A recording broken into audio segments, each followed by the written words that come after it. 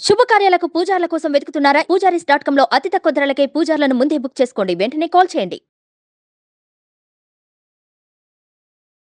నమస్తే, నేను మీ జాహ్నవి. మనతో ఉన్నారు ప్రముఖ జ్యోతిష్య వాస్తు పండితురాలు, ప్రముఖ ఆధ్యాత్మికవేత్త, రాజరాజేశ్వరి రాజశ్యామల అమ్మవారి ఉపాసకురాలు, జ్యోతిష్య రత్న, జ్యోతిష్య ప్రపూర్ణ బిరుదాంకితురాలు సురంపుడి భానుకోటేశ్వరి అమ్మ మాట్లాడేద్దాం. నమస్తే అమ్మ.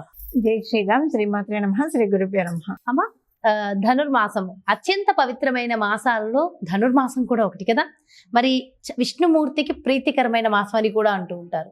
మరి ఇంతటి పరమ పవిత్రమైన ఈ ధనుర్మాసంలో ఆ స్వామికి నివేదన చేయగలిగినటువంటి ఆ నైవేద్యం ఏమైనా ఉంటుందా? అదే విధంగా ఒక మంత్రం ఏమైనా చెప్పమంటే ఏం చెప్తారు? దాదాపుగా ఇంకా 21-22 రోజులు ఉంది కదమ్మా ధనుర్మాసం. ఉంది. ఈ 21-22 మకర సంక్రాంతి దాకా ధనుర్మాసం ఉంది. మకర సంక్రాంతి వచ్చిన రోజు నుంచి ఇంకా ధనుర్మాసం కళ్యాణం కూడా చేస్తారు. చేస్తారు. ఆ రోజు చేస్తారు. 13వ తారీఖు అలా చేస్తారు. ఇంకా తర్వాత ఇంకా మకర సంక్రమణ అంటే మకర మాసం వచ్చేస్తుంది. ఇంకా అక్కడ వరకు మనకి లెక్క. అప్పటిదాకా చేస్తారు. ఇవన్నీ ఇంకా శూన్య మాసాలని కూడా అంటారా వీటిని? కొంచెం అవునండి. అవును. అయితే ఈ ధనుర్మాసంలో స్వామికి పెట్టవలసిన నైవేద్యం ఏమైనా ఉంటుందా ప్రత్యేకంగా? నైవేద్యం ఉంటుంది జాహ్నవి. అయితే పాసురాలు చదువుకునే అలవాటు చాలా మందికి ఉంటుంది. కొంతమంది చదువుకుంటారు, కొంతమంది ఇప్పుడు మనకి సోషల్ మీడియా చాలా సులభతరం చేసింది. అందులో విని కనీసం అందులో ఉన్న విషయాన్ని సంగ్రహించే ప్రయత్నం చాలా మంది చేస్తూ ఉన్నారు. ఏదైనా సరే ఈ నెల రోజులు కూడా, అంటే ఇప్పుడు మనకి నెల రోజుల్లో ఆల్రెడీ ఒక 10 రోజులు అయిపోయింది కాబట్టి ఇక్కడి నుంచి ప్రతిరోజు కూడా ఎవరైనా సరే ప్రతిరోజు ఉదయాన్నే స్నానం చేసిన తర్వాత శ్రీకృష్ణ పరమాత్ముడికి సంబంధించిన ఆ రోజుకి సంబంధించిన పాసురం చదువుకొని, ఉదాహరణకి ఈ వీడియో ఎవరైనా ఇప్పుడే చూసి ఇవాళ నుంచి రేపటి నుంచే స్టార్ట్ చేయాలనుకున్నారు. ఇది ఎన్ని రోజులు ఉన్నా సరే, ఎన్ని రోజులు ఉన్నా అన్ని రోజులు. సపోజ్ రేపు 21వ తారీఖు అయింది కదా, మనకి 21వ తారీఖు ప్రారంభించాలంటే ఇప్పుడు మనకి ఇది 4వ రోజు మనకి ధనుర్మాసం వచ్చేసేసి 5 రోజులది కలిపి వినాలి 21వ తారీఖు అంటే కనుక. ఇలా కనుక ప్రతిరోజు అంటే ఏ రోజు పాసన ఆ రోజు వింటూ స్వామివారు మనకి నరనారాయణులు అని చెప్పి ఇద్దరు తపస్సు చేశారు. ఎక్కడ తపస్సు చేశారు? హిమాలయాల్లో తపస్సు చేశారు. హిమాలయాల్లో వారు తపస్సు చేసిన ప్రాంతంలో బద్రీనాథ్ అనే దాన్నే మనం అంటాము. అసలు ఎందుకు బద్రీనాథ్ అని అంటారు అన్నది నేను మీకు చెప్తాను. వాళ్ళు తపస్సు చేసిన ప్రదేశంలో అంత బద్రీ వృక్షాలు ఉన్నాయి. బద్రీ వనంలో తపస్సు చేశాడు కాబట్టి బద్రీనాథ్ అంటే ఆయన నాథుడు కాబట్టి బద్రీ వనంలో నాథుడు తపస్సు చేశాడు. బద్రీనాథ్ అని అంటారు. అసలు ఈ బద్రీ అని ఏంటి? బద్రీ అంటే ఏంటో మనం తెలుసుకున్నాం. మనం రేగి పళ్ళు తెలుసు కదా, అందరికి చాలా మందికి ఈ మాసంలో విరివిగా కనిపిస్తూ ఉంటాయి మనకి. ఈ రేగి పళ్ళు స్వామివారికి ఇష్టమైన నైవేద్యం. ప్రతిరోజు శ్రీకృష్ణ పరమాత్ముడికి రేగిపల్లి నైవేద్యం పెట్టి అది మనం ప్రసాదంగా స్వీకరిస్తే కనుక చాలా అంటే చాలా మంచి ఫలితాలు వస్తాయి జాహ్నవి. రేగిపల్లి స్వామివారికి ప్రతిరోజు నైవేద్యం పెట్టడం వల్ల సంవత్సరం తిరిగే లోపల అధికారం కావాలంటే అధికారం, కీర్తి కావాలంటే కీర్తి, ఇంకా ఎవరి కోరిక ఏది ఉంటే కనుక అది ఖచ్చితంగా దక్కే తీరుతుంది. అందులో ఎలాంటి సందేహం లేదు. దీనికి ఒక మెయిన్ రీజన్ ఏంటంటే ఆయన తపస్సు చేసిందే బదరీ వనంలో కాబట్టి, అంటే ఈ రేగిపళ్ళు మొత్తం వృక్షాలు ఉన్న చోట ఆయన తపస్సు చేశారు. రేగిపళ్ళు విష్ణుమూర్తికి, కృష్ణుడికి ప్రత్యేకించి, కృష్ణ పరమాత్మనికి నేను ప్రత్యేకంగా చేసింది అందరికీ చెప్తున్నాను. కృష్ణ పరమాత్ముడికి కనుక రేగి ఫలం కనుక నైవేద్యం సమర్పించి అది ప్రసాదంగా ఎవరైతే తీసుకుంటారో మళ్ళీ ధనుర్మాసం వచ్చే లోపల ప్రతిరోజు చేయాలి. అంటే మకర సంక్రాంతి వరకు ప్రతిరోజు, ఆడవాళ్ళు అయితే 4 రోజులు అడ్డుంటే 4 రోజులు ఆపేసేసి మిగతా రోజుల్లో చేసేసుకుంటే కనుక చాలా అంటే చాలా మంచి రిజల్ట్స్ వస్తాయి. ఇప్పుడు ఈ రేగిపళ్ళు నైవేద్యం పెట్టి తినడం వల్ల 2-3 రకాలైన ప్రయోజనాలు ఉన్నాయి. ఒకటి, రేగిపళ్ళు దిష్టి అమ్మ అంటూ ఉంటారు కదా జనం. అవునవును, ఎందుకంటే జనాలందరూ సఫర్ అవుతుంది దాంతో. చాలా మంది కూడా చెప్పే కంప్లైంట్ అదే దిష్టి దోషాలని చెప్పి. అయితే బయట నుంచి దిష్టి తీస్తాం కదా, బయట నుంచి దిష్టి తీసేసుకుంటాం, అది అక్కడ వరకు అయిపోతుంది. లోపల కూడా దిష్టి ఉంటుంది కదా, లోపల దిష్టి ఉంటుంది. ఆ లోపల దిష్టి మనం తినే ఆహార పదార్థాల ద్వారా, మన మనసుకు వచ్చే ఆలోచనల ద్వారా, అంటే ఇప్పుడు ఏదైనా నెగిటివ్ ఇంపాక్ట్ పడితే అది మన మైండ్లో క్యారీ చేయడం కూడా దిష్టే కదా. సో ఇలాంటివన్నీ కూడా పోగొట్టేది, లోపల వైపు నుంచి పోగొట్టేది రేగిపళ్ళకు ఆసక్తి ఉంది. మనలో ఉన్న నెగిటివ్, అంటే ఒక రకంగా చెప్పాలంటే నెగిటివ్ ఎనర్జీస్ని లాగి పడేసే శక్తి రేగిపళ్ళకు. అందుకనే భోగిపళ్ళు పోస్తూ ఉంటారు పిల్లలకి. అవి రేగిపళ్ళే కదా.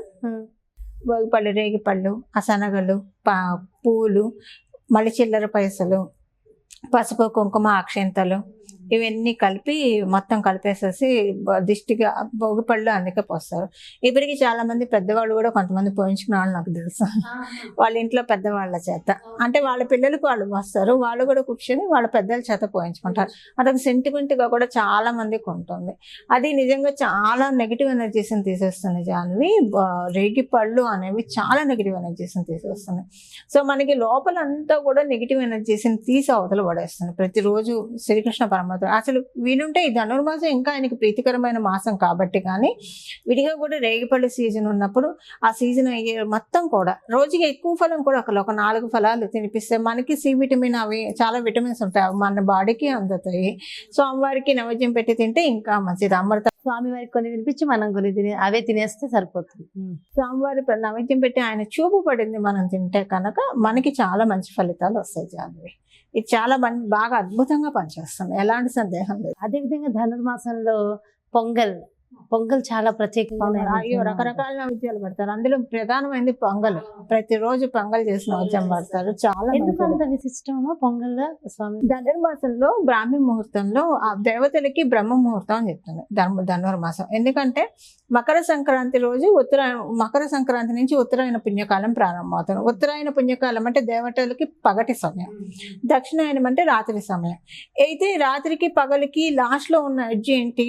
మనకి బ్రాహ్మీ ముహూర్తం కదా. మనకైనా ఉదయానికి ముందు వచ్చేది బ్రాహ్మీ ముహూర్తం. సో మకర సంక్రాంతి ఉదయ సమయం అని మనం తీసుకుంటే కనుక మకర రాశి, ధనుర్రాశి బ్రాహ్మీ ముహూర్తం అన్నమాట. దానికి ముందు గడియ కాబట్టి బ్రాహ్మీ ముహూర్తం. ఆ సమయంలో లేచి అసలు ఈ ధనుర్మాసం మొత్తం అంతా కూడా బ్రాహ్మీ ముహూర్తం, దేవతలకి బ్రాహ్మీ ముహూర్తం ఈ సమయం, ధనుర్మాసం మొత్తం కూడా. ఈ సమయంలో లేచి స్వామివారికి బ్రాహ్మీ ముహూర్తం కాకపోయినా పర్లేదు, బ్రాహ్మీ ముహూర్తం అందితే ఇంకా మంచిది. కాకపోయినా రోజులు ఎప్పుడు కుదిరితే అప్పుడు 12 లోపల, మధ్యాహ్నం 12 లోపల, 11:30 లోపల ఈ కట్టె పొంగలి చేసి నైవేద్యం పెడితే కనుక చాలా మంచిది. కట్టె పొంగలి స్వామివారికి నివేదించి మనం తినాలి. కట్టె పొంగలి కావచ్చు, మామూలుగా పరమాన్నం కావచ్చు.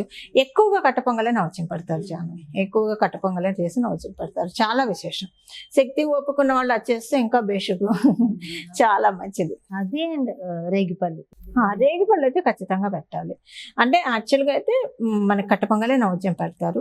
రేగిపళ్ళు పెడితే జరిగే అద్భుతాలు నేను చూశాను కాబట్టి నేను చెప్తున్నా, పర్సనల్ గా చెప్తున్నాను. అదే నేను పిల్లలకి భోగిపళ్ళు పోసేప్పుడు కృష్ణుడికి ఫస్ట్ తిప్పి ఆయన కాళ్ళ దగ్గర పెట్టి అప్పుడే పిల్లలకు అయితే ఇందాక మీరు అన్నారు కదా, మనకి మనం ఎలా చేసుకోవచ్చు? ఒకవేళ ఇంట్లో మనకు పెద్దవాళ్ళు ఎవరు లేరు అనుకోండి, ఆల్రెడీ మనమే పెద్దవాళ్ళం అనుకోండి, అలాంటి వాళ్ళకి మరి భోగిపళ్ళు ఎలా తీసుకుంటారంటే, మీరు ఇప్పుడు పెద్దలతోటి ఆశీర్వాదం తీసుకుంటారు అనుకోండి, అక్కడికైనా మీ ఇంటికి వచ్చిన పెద్దలు ఎవరైనా ఈ రేగిపళ్ళు అవైలబుల్ లో ఉన్న సీజన్ ఏం చేస్తారంటే, ఎవరి చేతైనా మనం ఆశీర్వాదం తీసుకోవాలంటే ఏం చేస్తాం? అక్షింతలు ఇచ్చి తల మీద వేయించుకుంటాం. అయితే అక్షింతలు ఎలా ఇస్తారంటే, మొదటగానే మీరు శనగలు నానేసి, శనగలు నానేయకపోయినా పర్లేదు, రేగిపళ్ళు, పూలు, చిల్లర పైసలు, పసుపు, కుంకుమ, అక్షింతలు ఇవన్నీ కలిపి అవే ఇచ్చి ఆశీర్వాదంగా తీసుకోండి. వాళ్ళ కాళ్ళకి దండం పెట్టిన ఆశీర్వాదంగా వాటిల్లో వేయమని చెప్పండి. అంతేనా? ఓకే. అలా కూడా లెక్కకు వచ్చేస్తుంది. ఆడవాళ్ళు అయితే భర్త దగ్గర ఆశీస్సులు తీసుకోవచ్చు కదా, లేదా భర్త అయినా వేయచ్చు భోగిపల్లికి. మళ్ళీ అది తర్వాత తినేయాలా? అది అసలు మనం వాడుకోవాలి, ఎవరు తక్కువ చేయట పడేయాలి. ఆ చిల్లర పైసలు ఆచకులకి ఇవ్వచ్చు, అవి తినకూడదు. చిన్నప్పుడు చిన్న పిల్లలకి వేసినవి అయితే తింటారు కదా, తినకూడదు. అవి కూడా ఎవరికైనా ఇవ్వచ్చు తినేవాళ్ళు ఉంటే, బట్ పడేసేయడం, అది ఎవరు తక్కువ నేయడం చోట వేయడం. చిన్నప్పుడు అంటే బాగా చిన్నప్పుడు మా అమ్మగారు పోసేప్పుడు అవి రేగిపళ్ళు అంటే బాగా ఇష్టం కదా, ఏరుకుందంటే అవి తినకు, నీకు కావాలంటే వేరే ఇస్తా అని చెప్పి మా అమ్మ తిట్టేది. అసలు తినకూడదు అవి.